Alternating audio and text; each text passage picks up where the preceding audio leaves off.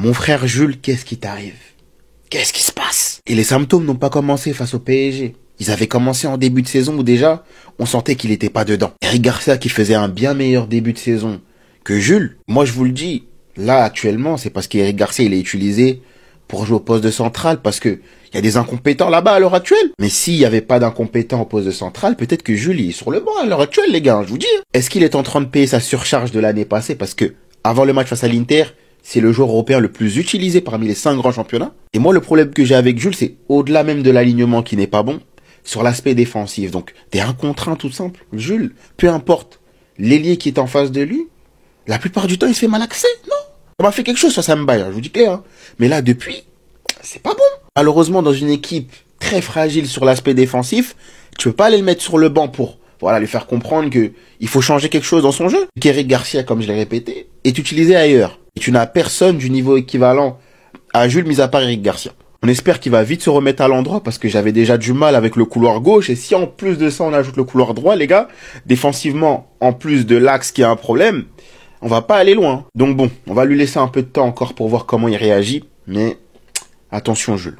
Vous avez vu l'importance de Firmin? Oui, Firmin est un indispensable du FC Barcelone. Parce que oui, avec un cancre comme Dani Olmo, tu peux que te reposer sur le petit Firmin. Et un Firmin à 50% hier, l'entrée qu'il a fait entre le pressing que le Barça a retrouvé pendant une seconde mi-temps, il a été dangereux sur ses premiers touchés de balle. Et le plus important, c'est l'agressivité et l'intensité sur le porteur de balle adverse. Ça veut dire que des profils comme Firmin, comme Casado, comme Gavi, ils empêchent aux adversaires de pouvoir casser des lignes. Là où sur la première mi-temps, à chaque fois, le porteur de balle, vu qu'il n'était pas agressé, il avait le temps de faire cette passe qui passait à chaque fois derrière notre dos. Girone, en première mi-temps, ils peuvent en mettre 3, 4, 5. Heureusement qu'en termes d'efficacité, c'est pas du tout la meilleure équipe devant. Mais je vous le dis, le Barça, c'est simple. Système haut, pressing équivalent. T'as pas un pressing équivalent à ta ligne, automatiquement derrière, c'est énormément de risques. Et en plus de ça, tu joues contre des équipes qui sont préparées à jouer le contre hors-jeu avec le Barça. Donc si ton système n'est pas bien calculé, n'est pas précis, tu t'exposes. Et le nombre d'occasions que le Barça met en un match, automatiquement, c'est équivalent pour l'adversaire. Parce que hier, Girone, en termes d'occasions créées pour un 18e de Liga, je peux vous le dire, c'est quand même invraisemblable. Vous savez c'est qui ça? Non, est-ce que vous savez c'est qui? Non, parce que si vous avez pas reconnu, c'est Ronaldo Araujo. C'est juste lui. C'est juste notre défenseur. Rentré hier, providentiel, le héros. C'est ouf ce qui s'est passé. C'est ouf. Et le plus fou dans cette histoire, Araujo a déclaré hier après le match: quand le coach m'a demandé si j'étais prêt pour jouer comme attaquant, je n'ai pas hésité, j'ai répondu oui. Et je lui ai même dit, je vais y aller et marquer. Et Hansi Flick l'a confirmé. L'arc de la rédemption commence. Beaucoup doutaient de lui, beaucoup le critiquaient, justement ou injustement, beaucoup l'insultaient. Ça, je cautionnerai jamais. Mais hier, que tu l'aimes ou que tu le détestes, t'as forcément célébré son but. T'as forcément crié derrière ta télé. Et vous avez pu voir les images à l'entraînement. C'est pas du hasard. Je dis pas qu'il jouera neuf, loin de là. Mais c'est juste pour rappeler, respecter les joueurs de foot. Arrêtez de croire qu'ils sont nuls. Vous avez vu à l'entraînement que techniquement Araujo c'est un joueur professionnel et qui mérite sa place. Il est là, crochet, il envoie coup du foulard. Tu vois la vidéo, tu le connais pas, tu sais même pas que c'est un défenseur central. Moi je vous le dis, je compte énormément sur lui cette saison. Et je le répète une dernière fois, les mauvais matchs, tout le monde en fait. Même si vous en faites trop avec les siens. Si je dois être le dernier dans ce train, je serai le dernier dans ce train. Mais je laisserai personne n'y remonter. Pour l'instant, Rafinha n'est pas prêt et vise un retour contre le Real. Il devrait manquer le match contre Olympiakos. Attendez, bougez pas, je vous explique. Rafinha devrait manquer le match et en gros, son objectif, c'est qu'il soit à 100% contre le Real. Sauf s'il y a un miracle et qu'il joue contre Olympiakos. Rafinha est titulaire contre le Real. Déjà, on peut oublier. Pour l'instant, Rafinha s'est entraîné seul et non pas en groupe. Et personnellement, ce qui commence à m'inquiéter, c'est que Ferran Torres, lui aussi, ne s'entraîne toujours pas avec le groupe. La semaine prochaine, nous avons 2 matchs. Un contre Olympiakos et le Classico contre le Real. Donc, si Ferran n'est pas prêt à être titulaire contre Madrid, Flick va devoir encore une fois bricoler. La première solution, et c'est ce qu'il a montré en deuxième mi-temps, Firmin à gauche, Rashford en 9, Yamal à droite. La deuxième solution, et ce serait du délire complet, Rashford à gauche, Yamal à droite, Araujo en 9. Parce que les gars, on n'a pas de 9. Ferran, il est pas là, Lewandowski, il est pas là, Olmo, il est pas là. Et on a aussi pas d'ailier gauche. Sauf si tu joues un petit de la Masia comme Dro. Mais Rafinha, il est pas là et Ansu Fati, il a été vendu. Ou bien même rejouer avec le petit Tony Fernandez en faux 9. Mais je trouve ça un peu gros, c'est un gros match, c'est un classico, c'est au Bernabeu. Il reste quand même très jeune, faut pas lui faire perdre de la confiance. Mais bref, nous avons très très peu de solutions. Et en plus de ça, Flick est suspendu pour ce match. En tout cas, on espère un très bon rétablissement à Rafinha et Ferran Torres. J'espère au moins que Ferran Torres pourra être titulaire contre le Real et que Rafinha sera de retour et sera sur le banc. Et surtout, j'espère que contre Olympiakos, on fera un bon match et qu'on ne va pas perdre des joueurs encore. Parce que là, ça ferait beaucoup. La liste est déjà assez longue. Le roi, le maître du Harambol. Avez-vous quelque chose pour nous ce soir? S'il vous plaît, avez-vous quelque chose pour nous ce soir? Parce que moi, je commence à en avoir marre. Les hate watch, elles sont pas délicieuses. Quand je regarde Madrid jouer, les hate watch, je ne me régale pas. Alors que eux, devant le Barça actuellement, ils se régalent. Ils se régalent. Donc le maître du Harambol, s'il vous plaît, vous êtes en mission pour récupérer des points contre Madrid, sachant que vous jouez à domicile. L'ambiance parfaite. On connaît votre style de jeu, on connaît votre mode opératoire, vous êtes une équipe dégueulasse. Eh ben, faut l'être encore plus. Parce qu'il y aurait rien de mieux, un scénario parfait. Le Barça qui gagne hier à la 92e minute en étant nul, et le Real qui perd des points le lendemain, avant le Classico. Avant d'affronter la Juventus aussi. Ce serait magnifique. Ce serait un week-end épique.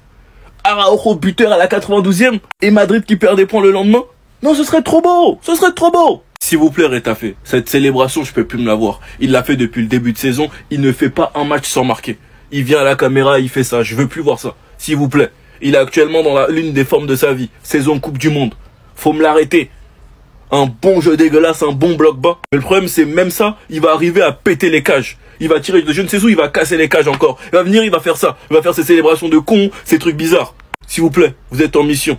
Et non, vous les gars, vous en pensez quoi? Rano, sur ta personne, on s'ennuie. Moi, les gars, désolé, mais voir Lamine Yamal comme ça me met du baume au cœur. C'était un dimanche assez inhabituel pour lui.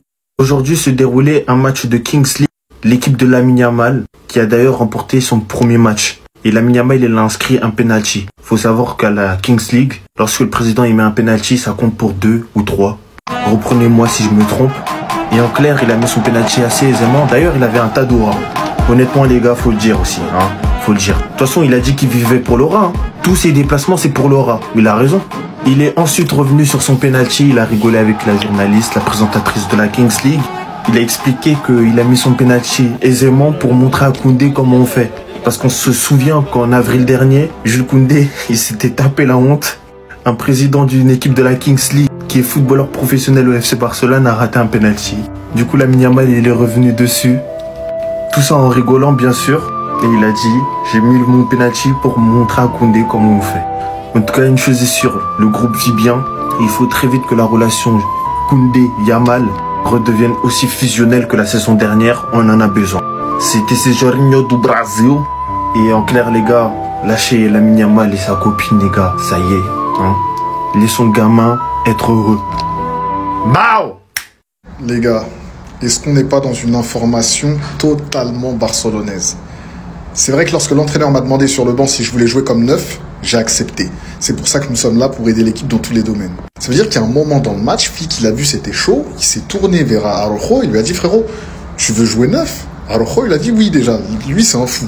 Flick, c'est un fou d'y avoir pensé. Et le pire dans tout ça, c'est que j'ai regardé une petite compilation des déplacements et des actions de jeu de Araujo. Eh, c'est pas mal en neuf, les gars, regardez. Les gars, regardez les déplacements. Ils décalent, ils partent sur le côté pour leur demander. Ils ont en provocation dans un contre un. Il remet en retrait. Il est meilleur que le mot, carrément. Il voit, il décale tout de suite en haut. Regardez l'appel. Incroyable là, ce poste-là. Pour un appel, il va provoquer un contre 5 pour une fois pour déborder. Et la deuxième fois, c'est la même chose. Sauf que cette fois-ci, c'est lui qui est au poste de neuf.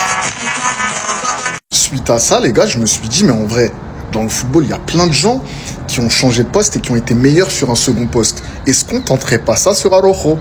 Pour apporter un peu de consistance à mon propos, j'ai décidé de mettre un peu d'exemple. Kimmich, arrière droit qui devient milieu central, qui excelle à ce poste-là. Robin van Persie, milieu offensif qui devient numéro 9, qui excelle à ce poste-là.